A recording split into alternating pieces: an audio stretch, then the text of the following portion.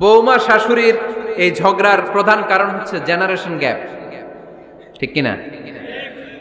শাশুড়ি এক জেনারেশনের আর বৌমা আরেক জেনারেশনের। শাশুড়ি ভাবে একরকম, বৌমা ভাবে আরেক রকম। শাশুড়ি চায় বউর উপর খবরদারি করতে, বউ চায় শাশুড়ির উপর খবরদারি করতে। এই ডমিনেটিং এর কারণে কিলাকিলি আছে না নাই? আহা, এটা ঠিক না। আমার শাশুড়ি মায়েরা যারা আছেন, প্রথমে শাশুড়ি দিয়ে শুরু করি। আমার মাইকের আওয়াজ যে ঘরগুলাতে যায়, আমার শাশুড়ি মাদেরকে বলবো, বউদের উপর অত্যাচার করবেন না। ছেলেরা প্রশ্ন করে, তোর কাছে তোর বউ বড় না আমি বড়? আছে না নাই? এটা একটা প্রশ্ন হইল। তোর বউ বড় না আমি বড়? দুইজনেই বড়। তো এক ছেলে সুন্দর উত্তর দিছে, আমার কাছে ভালো লাগছে উত্তরটা শুনে। এক মা প্রশ্ন করছে, তোর এতদিন আমি লালন পালন করে বড় করলাম, জীবন যৌবন তোর জন্য শেষ করলাম, আজকে বউ পাইয়া বউ তোর আপন হয়ে গেল? এবার ছেলে উত্তর দিছে, মা, আমার মুখ থেকে মা ডাক শোনার জন্য তুমি কি কষ্টটাই না করছো জীবনে। 10 মাস আমারে পেটে ধারণ করলা, খাইতে পারো নাই, বমি করছো, খালি ওষুধ খাইছো, তোমার পেট কেটে আমারে বের করা হয়েছে, 2 বছর আমারে দুধ খাওয়াইছো, পেশাব পায়খানা পরিষ্কার করেছো। বয়স যখন 3-4 তখন তোমার আমি মা ডাকছি, এই মা ডাকটা শোনার জন্য তুমি এত কষ্ট করছো। আর আরেকবারের মাইয়া এই ঘরে আইসাই তোমার মা ডাকা শুরু করছে। যেই মেয়েটা তোমারে মা ডাকে সে আমার আপন হবে না কেন মা? ঠিক কিনা? এই মা ডাক শোনার জন্য তুমি এত কষ্ট করলা, আমার লালন পালন করলা, 10 মাস পেটে ধরলা, পেশাব পায়খানা পরিষ্কার করলা, এরপরে মা ডাক শুনতে পারছো। আর আরেকবারের মেয়ে জানা নাই চিনা নাই এসেই তোমার ডাকা শুরু করছে মা। তো যে আমার মারে মা ডাকে তার স্থান তো আমার কলিজায়, ঠিক কিনা? শাশুড়ি আম্মারা যারা আছেন, প্লিজ বৌমাদেরকে কষ্ট দিয়েন না। অনেক শাশুড়ি আছে পান থেকে চুন খসলে রেগে যায়, পদে পদে স্ত্রীর ভুল ধরে, বউয়ের ভুল ধরে, আছে না নাই?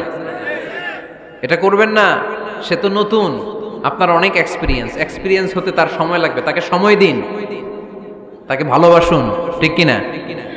না বুঝে সামান্যতে বৌমারে বদদোয়া দেয়, এরকম আছে না নাই? কিন্তু বুঝতে চায় না, বৌমারে যদি বদদোয়া দেয় তাহলে তার নিজ ছেলের পরিবারের ক্ষতি, পেটে ধরা যে ছেলে, ছেলের পরিবারের কিন্তু ক্ষতি, তার আপন নাতি নাতনিদেরই ক্ষতি। আওয়াজ করে বলেন ঠিক কিনা? বৌমাকে বদদোয়া দিয়েন না। বৌমাকে নিজের মেয়ের মতো দেখবেন। সমাধান আমি দিচ্ছি, কেমন দেখতে হবে? নিজের মেয়ের মতো। নিজের মেয়ে সকালে ঘুম থেকে ওঠে 11টা, ওইটা সমস্যা নাই। বৌমা কেন উঠলো না, ওইখানেই ঝামেলা, আছে না নাই? মেহেরবানি করে আপনার বৌমাকে আপনার নিজের মেয়ের মতো দেখেন। নিজের মেয়েরে যেমনি আদর করেন তাকেও অমনি আদর করেন। আপনার বৌমারে যদি আপনি কষ্ট দেন, মনে রাখবেন আপনার নিজের মেয়েটাও আরেকবারের বউ হয়ে কয়েকদিন পরে যাবে। আপনি যা যা করবেন আপনার মেয়েকেও তারা ওই রকম কষ্ট দিয়ে বাড়িতে ফিরিয়ে দিবে। চিল্লায় বলেন ঠিক কিনা? খবরদার, টিট ফর ট্যাট। ইট্টি মারলে পাটকেলটি খেতে হয়। এজন্য শাশুড়ি আম্মা জানারা যারা আছেন, বৌমার সাথে খারাপ আচরণ করবেন না মেহেরবানি করে। তাকে আপনি কষ্ট দিলে আপনার নিজের মেয়েটাও আরেক বাড়ির বৌমা হবে, সেও ওই বাড়িতে এই কষ্টগুলো ভোগ করবে। এগুলো যখন আপনি শুনবেন তখন আপনার চোখ দিয়ে পানি পড়বে কি পড়বে না? পড়বে। এবার আসেন বৌমার কথা বলি। বৌমা যারা আছেন মেহেরবানি করে, বৌমা যারা আছেন মেহেরবানি করে আপনার শাশুড়ি আম্মাকে নিজের মায়ের জায়গায় রাখবেন। আপনার বাড়ি ছেড়ে নতুন বাড়িতে আসছেন, তো এটাই তো আপনার বাড়ি। আপনার মা রেখে দিয়ে নতুন মা পাইছেন, এটাই তো আপনার মা। তো ওনাকে মায়ের জায়গায় বসাতে আপনার সমস্যাটা কোথায়? বৌমারা খেয়াল রাখবেন, আপনি আপনার শাশুড়ির সাথে যে আচরণটা করতেছেন, আপনার শেষ বয়সে আপনার ছেলের বিয়ে দেওয়ার পরে যে বৌমাটা আসবে ওই আচরণই আপনাকে ফিরিয়ে দিবে। The nature has its own return. প্রকৃতির একটা মাইর আছে, এটা শেষ মাইর, এটা শেষ খেলা। প্রকৃতির খেলা বড় খেলা। আপনি আপনার শাশুড়ির সাথে যে আচরণ করবেন, আপনার শেষ বয়সে আপনি একদিন শাশুড়ি হবেন, এটা মাথায় রাখবেন। ওই আচরণই আপনি ফিরে পাবেন। আওয়াজ করে বলতে হবে ঠিক কিনা? এজন্য 9 নাম্বার পয়েন্টস হচ্ছে মিউচুয়াল রেসপেক্ট। সবাই যেন সবাইকে ভালোবাসি। দোষ ছাড়া মানুষ নাই। সবার দোষ আছে, আমরা যেন একে অন্যের দোষ না খুঁজি। বৌমারা, আপনাদের কেন যদি আমার মাইকের আওয়াজ যায়, অল্প কিছু টেকনিক অবলম্বন করলে আপনি আপনার শাশুড়ির মন জয় করতে পারবেন। শাশুড়িরা আসলে বেশি কিছু চায় না, আগের জামানার মানুষ তো, এদেরকে ওইভাবে হাত করতে হবে। মাঝে মাঝে একটু শাশুড়ির মাথায় তেল দিয়ে দেন, চুলে তেল দিয়ে দিবেন আর কি, মাঝে মাঝে চুল আশ্রয় দিবেন, এগুলো কিন্তু খুব পছন্দ করে শাশুড়িরা। ওনার প্রেশারটা একটু মেপে দিবেন, ডায়াবেটিক্সের ওষুধটা খাইলো কিনা সময় মতো খোঁজ নেবেন, কি পছন্দ করে খেতে একটু রান্না করে দিবেন। যেই বক্তার ওয়াজ শুনতে পছন্দ করে ওই বক্তার ওয়াজগুলো ডাউনলোড করে শাশুড়ি আম্মাকে দিবেন, ইসলামী বই দিবেন। দেখবেন বয়স্ক নারীরা মাহফিল যেতে খুব পছন্দ করে, ওয়াজ শুনতে খুব পছন্দ করে, নবীদের কাহিনীগুলো শুনতে পছন্দ করে। বসায় বসায় একটু কাহিনীগুলো শোনাবেন। বাইরে বেরোলে জিজ্ঞেস করেন, আম্মা আপনার কিছু লাগবে কিনা। আর একটা টিপস আছে, চুল যখন আশ্রাবেন আর শাশুড়ির মাথায় যখন তেল দিয়ে দিবেন, তখন অতীতের কথা জিজ্ঞেস করেন, দেখবেন অতীতের স্মৃতিতে হারিয়ে গিয়েছে আপনার শাশুড়ি। কি জিজ্ঞেস করবেন জানেন? জিজ্ঞেস করবেন, আম্মা জান, মুক্তিযুদ্ধের সময় আপনার বয়স কত ছিল? ওই সময় মুক্তিযুদ্ধের সময় আপনাদের এলাকায় কি কি হয়েছিল মা? আরেকটা প্রশ্ন করবেন, মা বিয়ের সময় আপনি কেমন ছিলেন? ওই দিন দেখবেন বুড়ি আর বুড়ি নাই, জুয়ান হয়ে গেছে। ওই দিন বলবে, মা আমি অনেক সুন্দরী ছিলাম, আমার মাথায় অনেক চুল ছিল, আজকে নাই। আমগো গ্রামে আমার চাইতে সুন্দরী মাইয়া ছিল না। অতীতের স্মৃতিতে, স্মৃতি হাতরাতে হাতরাতে তিনি হারিয়ে যাবেন। জিজ্ঞেস করবেন যে, মা শীতকালে আপনাদের দেশে কি পিঠা বানাতেন আপনি যখন ছোট ছিলেন, আপনার বাপ চাচারা কি করতো? এগুলো জিজ্ঞেস করলে উনি স্মৃতির পাতা হাতরাতে হাতরাতে চোখ দিয়ে দাঁড় দাঁড় করে ওনার পানি ঝরতে শুরু করবে। আপনার জায়গায়, ওনার হৃদয়ের মনি কোঠায় এমন জায়গায় পৌঁছবে, আপনার ছাড়া উনি কিছুই বুঝবে না। বৌমারা, এই অল্প কিছু টিপস অবলম্বন করে আপনারা আপনাদের শাশুড়ির মনকে জয় করতে পারেন। শাশুড়ি বৌমার দ্বন্দ্ব আমরা চাই না, আমরা চাই শাশুড়ি বৌমাকে নিজের মেয়ের মতো জানো, আর বৌমার শাশুড়িকে আপন মায়ের মতো ভালোবাসুক, ঠিক কিনা? এই মিউচুয়াল রেসপেক্টই পারে শাশুড়ি বৌমার দ্বন্দ্বকে দূর করতে, আর ঘরটারে শান্তির টুকরা বানাতে। আওয়াজ করে বলেন ঠিক কিনা? কয়টা গেল? আর আছে কয়টা? দোয়া করবেন একে অপরের জন্য। দোয়া, সাইয়েদনা ইব্রাহিম ফ্যামিলির জন্য দোয়া করতেন, রব্বি জাআলনি মুকিমাস সালাতি ওয়া মিন যুররিয়াতি রব্বানা ওয়া তাকাব্বাল দুআ।